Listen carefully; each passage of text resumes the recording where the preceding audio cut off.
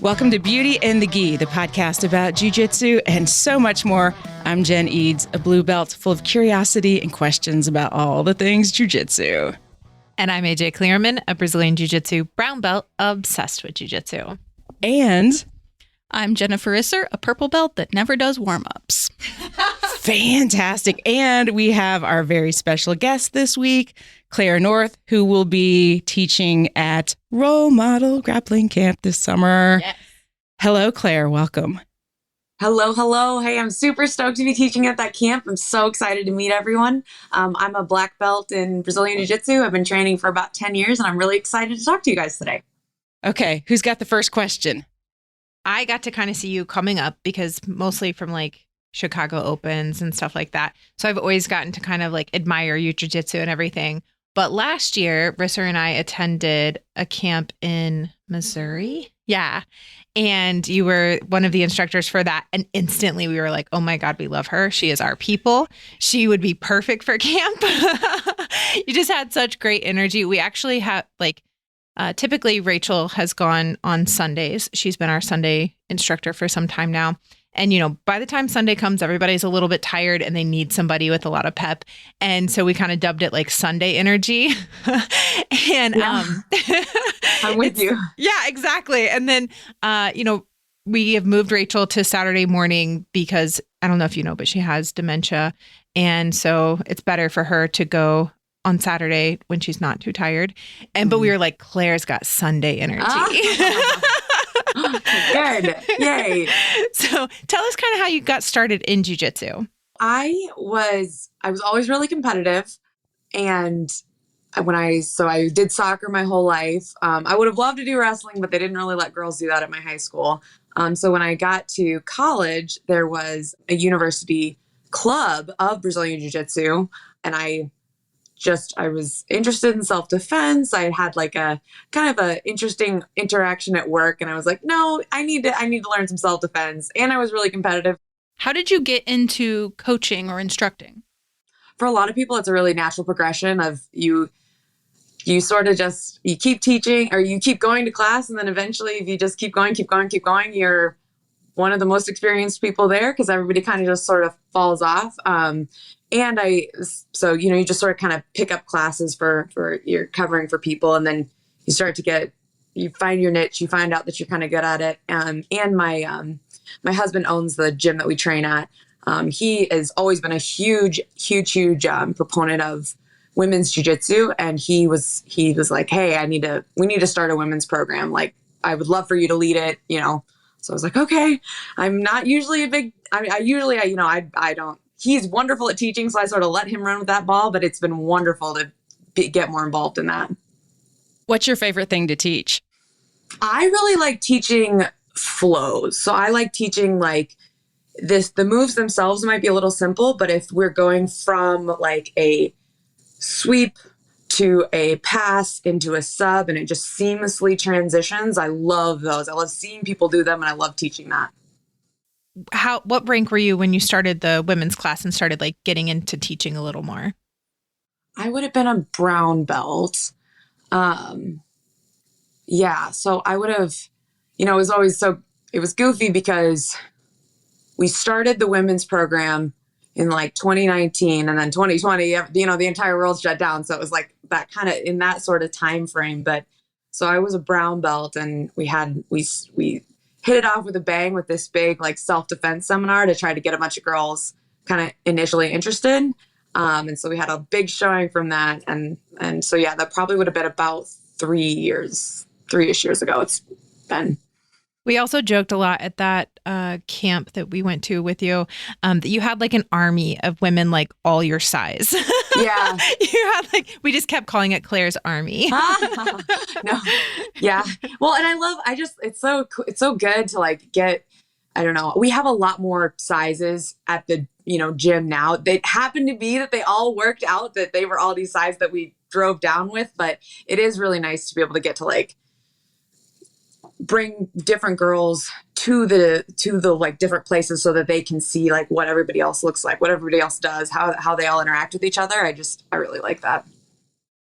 Do you have any tips for retaining women, building a women's team, gym culture, that kind of thing? That is a wonderful question. And I think that there is, it's kind of a twofold answer. So the first thing is definitely that it's going to be slow. You're trying to get a group of people that in a male dominated sport that have typically never even touched another human being, much less fought them. Right. So this is like, don't be ready to have your heart broken a lot of times with girls that come in and you want them to stay so badly, but it's just not for them. So just slowly but surely kind of do it one person at a time. You have your one person, you really make them good, make them fall in love, and then they get the next person and you kind of build it on that kind of program rather than I think that helps a little bit more, really, really, really focusing on one person at a time, and kind of that like discipleship way is like what analogy I've heard. And the second thing is I think it's really important that the culture at the gym is technique. Like the culture at the gym is always favoring that technique is what wins, and to like put away aggression, put away strength, put away ego, put away all of that stuff. If like the top down lesson is that technique is the thing that should happen in every single role, happen in every single interaction, I think that tends to be that favors keeping women, because we're typically tend to be like less experienced with grappling type things. We tend to be, we might be smaller, we might be weaker, we might not have like that background. But if we can focus on the moves and focus that that's how we're going to win and get better, and we're positively reinforced with that by our training partners allowing that stuff to work, I think that that's probably your best way. You compete a fair amount too. How do you get like your head in the game for competition? For me, it's it changes. So when I first started training, I was going to engineering school, and then I switched to pharmacy school, and I had like all this stuff going on. So like there was how I dealt with this competition stress, and that at that time is so completely different from how I do it now. I think that, what has really helped me now is realizing that if you look at it as though any one individual event is going to be the end all be all, that's when I think people get really overwhelmed and really scared and they don't want to do it anymore. But if you use every single time you go out there and compete as just an opportunity to learn and an opportunity to grow, I think that it really just takes a lot of that pressure off. And nobody cares how you do. Really, they don't. Win or lose, they really don't. And they're so excited if you win, but they also have so much stuff going on in their own lives that I think that people think that, oh my gosh, everybody's going to be thinking about me. And they're really not. They're just excited and they hope you don't get hurt. So that's the other thing to kind of keep in mind. Yeah. I've said before to some of my students, because they'll know that like I won worlds and pans at purple belt. And it's like, yeah, I also lost like 15 matches that year. Yeah. It's part of it. It's fine. How did you try to manage and integrate all of that? So like going to school and training and all of that. It kind of helped. I knew that our practices when I was at school were at 8 p.m. So I knew that no matter what I was doing, I had to be done by 8 p.m. So if that meant I needed to get up earlier in the day, that's what I needed to do, because I was going to be done by 8 p.m. no matter what, because I was going to train. So it like kind of helped like force time management. It also really helped to that was sort of my me time. That was my time. That was my stress release.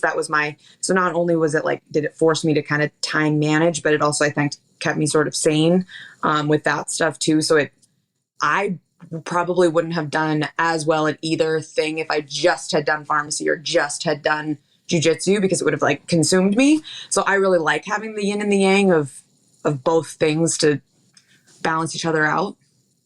Yeah, that makes sense. Risser. That's intense. Pharmacy is very difficult. I can't believe you did that. I don't know how you did that. But what's your position on competitions for your students? So do you require it? Do you just recommend it? Competing is a lot of different things. I think that it's really, really good for certain people. I think that there's like competing in and of itself is a skill. So like in the same way that you learn a guard, you learn closed guard, and you can learn the entire system. And that is like a skill in and of itself. Your ability to, your cardio, your, ability to manage the distance. There's so many different skills, but competition itself is a skill that I don't necessarily know that everyone needs when they compete, or when they train. I think that a lot of people, it's the number one tool if you want to get good quickly. It's going to be the quickest way that you can test what you learned in the room and see that if you were fighting you, would you win, right? That's like what competition is kind of trying to simulate. I think that it's really, really good for anybody that wants to get good quickly. And I think it's really good for anybody that needs to scratch a competitive itch. But I think for a lot of people, weight is a really big thing for a lot of people. A lot of people come into the sport with weight issues that they maybe haven't fully, addressed or kind of recovering from. And so I think that is a component that I would never want to push on somebody. I think that the other thing too is that a lot of people have a lot of other things going on in their life, deadlines on their own or different kind of things like that. So I think that competition is something, it's an amazing tool. It's super effective. I need it for myself, but I don't think it should be required for my students. I think that's a really great mindset to have as a coach, because I think a lot of people come in and they absolutely never want to compete ever. And we do have a lot of people that really struggle with weight issues and weight class issues, and some of them don't even want to see themselves weighed. So I think that's really great. Mm-hmm. How was it like the first time you taught a seminar? Like, was that trippy to you? Was it weird to like teach outside of your school and do something like that? Oh yeah, it was. I'm an over preparer. I always say, make the homework hard so the test is easy, right? I am very much like prepare. And before I did it, I am okay in front of people, but I wouldn't say that I'm much more comfortable now than I was the first time I did it. The first seminar I did, if I could redo, that would be awesome. Oh man, they have only gone up from there. I mean, that's a good point though. Like people are always afraid to get started because they expect to be perfect right away in anything, in a lot of things of life. But you always get better. You always improve. I'm sure if you went back and listened to our first podcast, they're not near as good as they are now. Like, oh no, they're awesome. They are awesome. Oh, they're flawless. Never mind that one. That's not true. We're the exception. Absolutely. Yeah. But I know, like I'm so much better as an instructor than I was before. I'm better as a competitor, like all of it. But that's the thing. You can't be afraid to get started. You have to be willing to suck at it. Yeah. I mean, the first to start. I always tell my girls that the path towards being good at something is sucking at it. That's always the first step. You have to go through the not as good to get to the great, like, so yeah. I completely agree. I think the other thing I remembered too was like, sometimes I think there's like the things that the other part is that when I look back on it, I'm like, okay, even though it probably wasn't the greatest, like the majority of people that go to your seminars are like white belts, right? So they probably did get a lot more out of it than, even if I didn't say it as perfectly as I wanted, could have. Yeah. Like they're still getting, a lot out of that type of stuff too. So I think just energy level and interest can make up for a lot of lack of ability at first, Definitely. And just being able to like go around and not be afraid to go, okay, come back. I need to show you this part. Like, let me fix something. Like maybe I forgot to say these words or anything like that. But yeah, I think that, like you said, just being interested in them and being enthusiastic about it really helps a lot. So you already said that you have a women's team. So I assume that you think women's only training is important, but why do you think it's important? So John asked me John is my husband, and he runs Tipping Point. I mean, he's at Pans right now. And I'm teaching all the classes when he's gone. So we both do it, but it's his gym kind of. He was a bigger proponent originally than me because, one, I think that a lot of the times, like when I had gone to other training places and there was women's only training, it seemed like it almost created a bigger barrier to going to on all levels. Like there was like the girls that went to the mixed classes, and then there were the girls that went to just the women's classes, which is fine. But I think that sometimes that barrier gets a little bit, I don't know, insurmountable. And I even see my girls right now. Sometimes I'll be like, there's only so much we can do in an 8%. Some of our classes are smaller, and like some of those body sizes, I have better bodies if you go to like the all level or, the mixed classes, like just try it, and I know they're worried about that. So sometimes that does give me pause, but I do think, like we had mentioned at the very beginning, it's a very slow retention rate, right? And I think the number one thing for me is that you have to hit a critical mass of girls. And then all of a sudden you go from like for my gym, it was once we had about 5 girls, not all at the same class, just 5 consistent girls at sprinkled classes. Then all of a sudden we got to 15. It was like one of the but when we were just around 5, 4, we were at 4 girls for like 5 years, And so like once we kind of hit that, okay, we hit this critical mass, which I think that a women's program can really help with, then it just has been taking off. We've had a ton of new girls start. And I think that's really good because I think it helps the guys learn how to train with girls. And I think it lets the girls feel more comfortable going to the, everyone class. So I think it's good as far as like hitting that critical mass, but if you had that critical mass already, I don't know if you need that, but I would be interested to hear you guys' perspective on that too.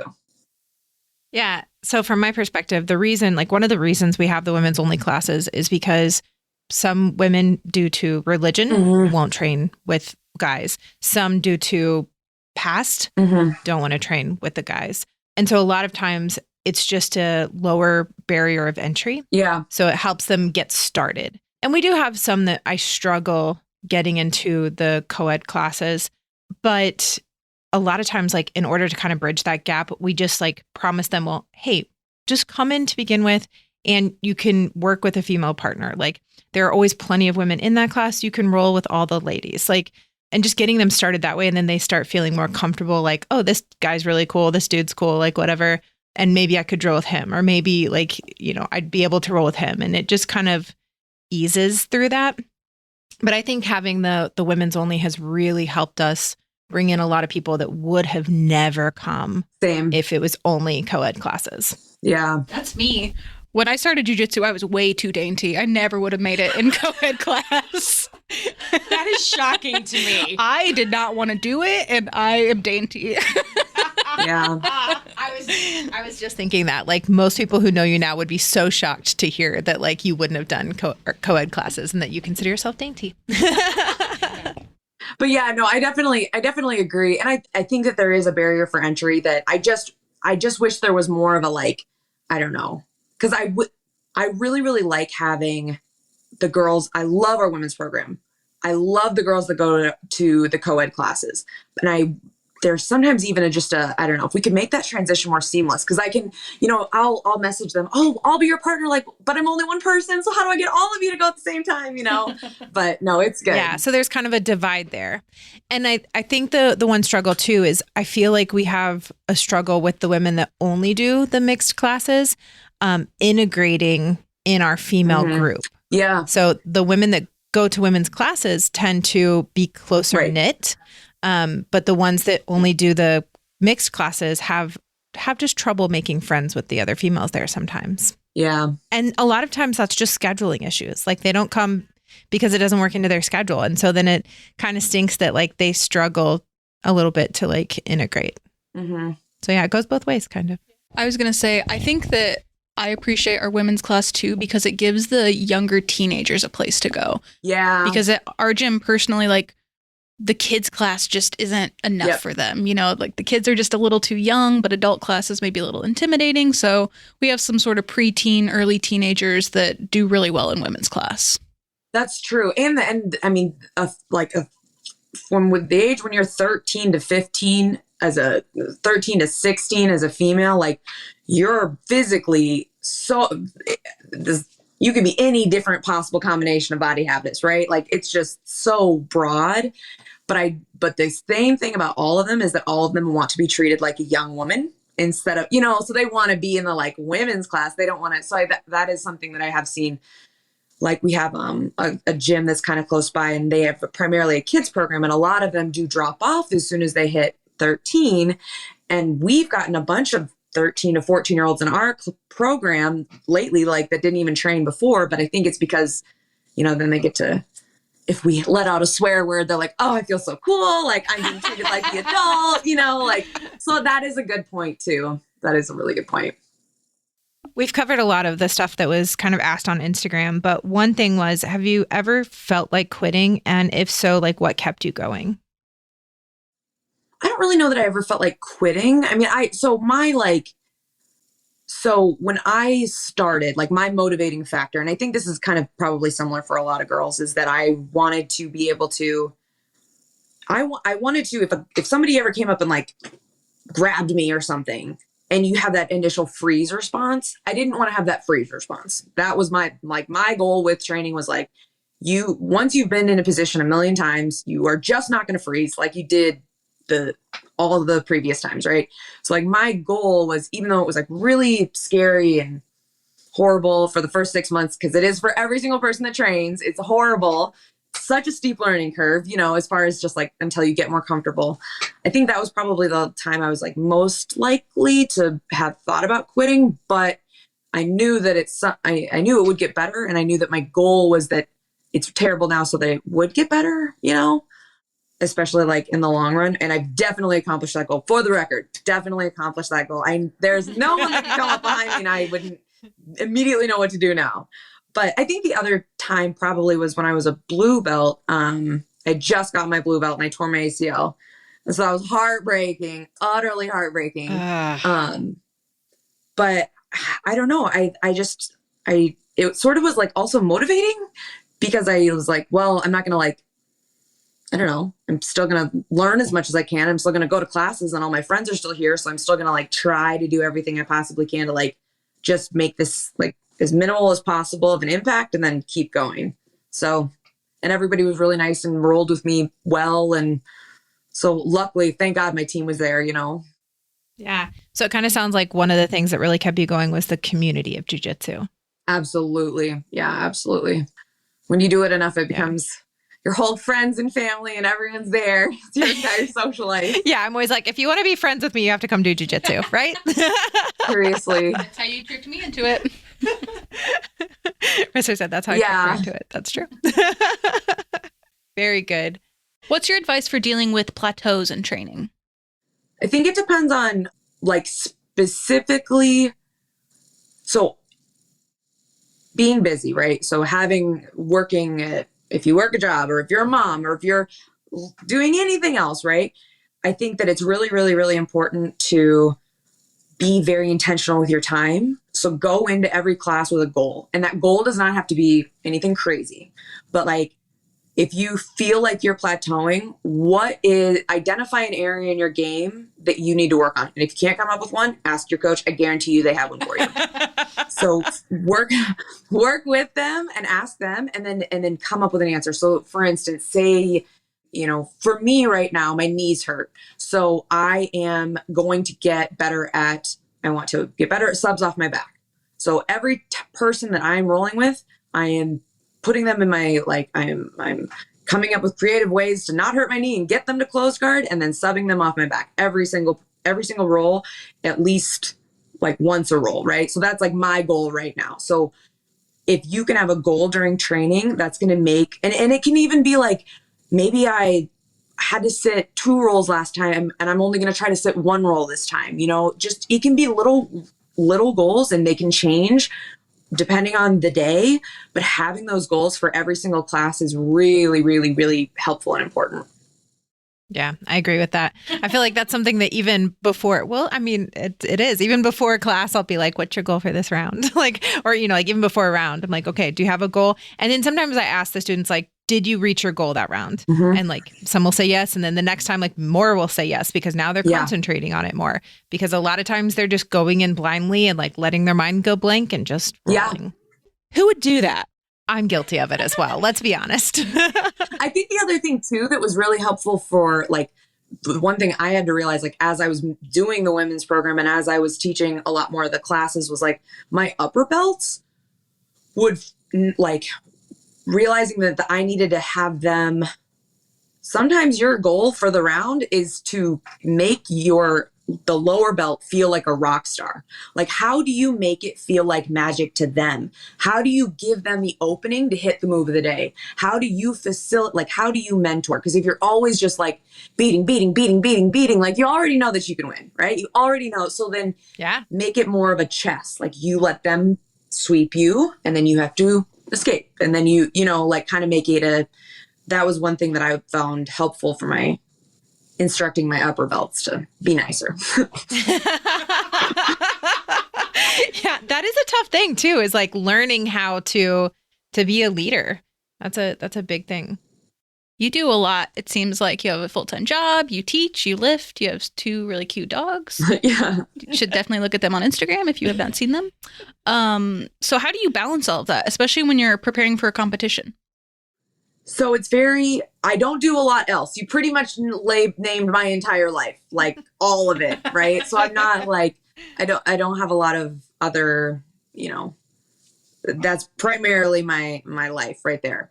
Kind of like I was saying before, I definitely need a counterbalance, because if I was just going to do jiu-jitsu full time, I think that I don't know. For one, I think it's hard on your body. Like, you just see all these people doing 2 days ad nauseum, and they just get hurt so often, you know.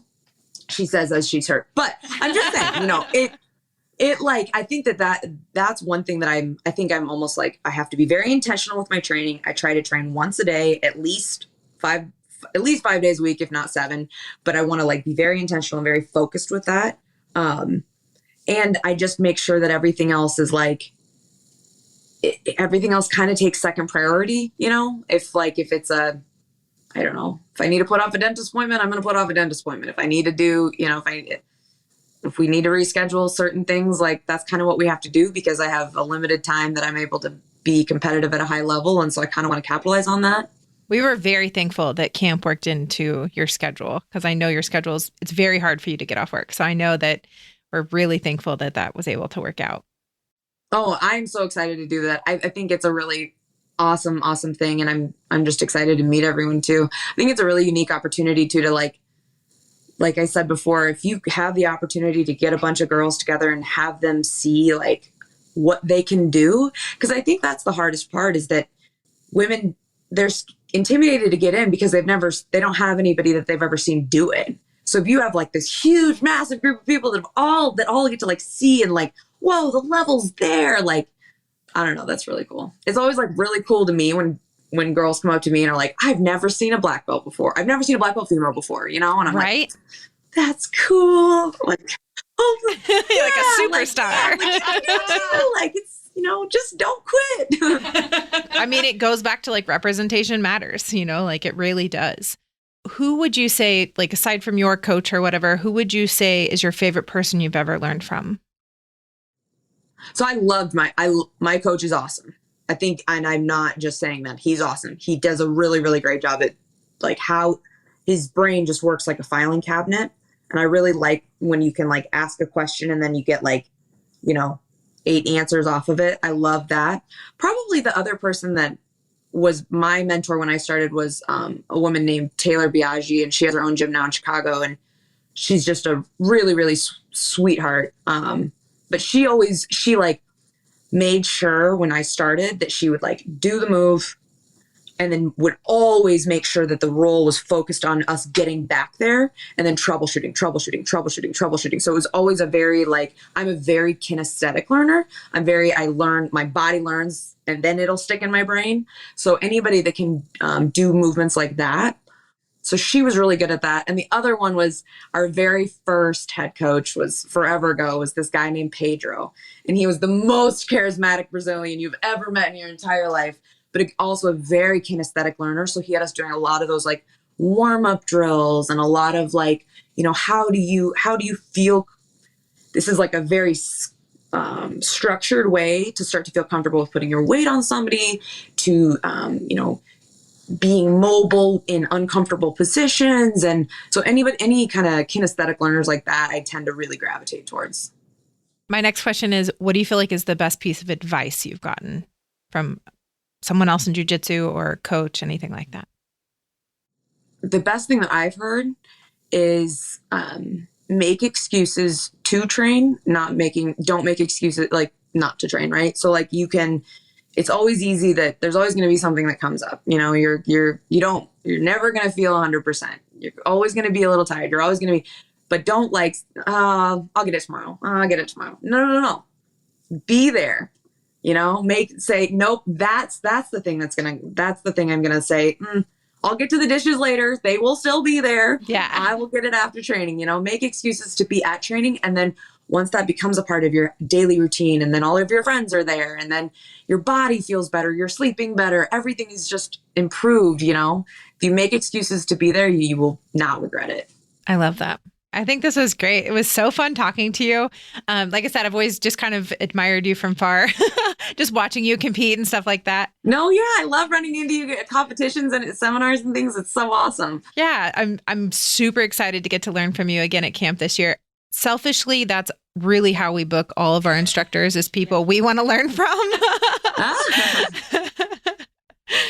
It's going to be amazing. Thank you for your time today. A lot of times we ask for an on and off the mat tip, but I feel like she's given so many already. The whole podcast. Go back and listen to it. You need on and off the mat tips. She's got them. Where can people find you on social media? Claire North JJ, and Facebook, Claire North, and yeah. Great. So go ahead and give her a follow and follow her dogs. I can't believe it took Risser 30 minutes to mention your dogs. That's what she was most excited about. She really wants you to bring my babies. No, so Theo. What's Theo? She really wants you to bring Theo to with this little scarf. Theo, yes, Mr. Man. He's so handsome. I know. Wasn't that so cute? We had our own Oscars party here. I know. It's ridiculous. I'm in love with him. He's such a king. I love him. Yes. He's so handsome. That's awesome. Yeah, great. And you can find me at AJ Klingerman everywhere you go, or Role Model everywhere else you go. I'm on Instagram at Brassy Broad Jen. You can find us hanging out together on the podcast at Beauty in the Gi podcast. And sometimes we even post pictures and stuff there on that Instagram. I mean, we got one up this week, so yeah, that was really feeling really good about that. So yeah, you can hang out with us there. And Risser. You guys are professionals. Yeah, we are. You can find me on Instagram at JRiz and the His. All right. Thanks for tuning in, and we will see you on the mat.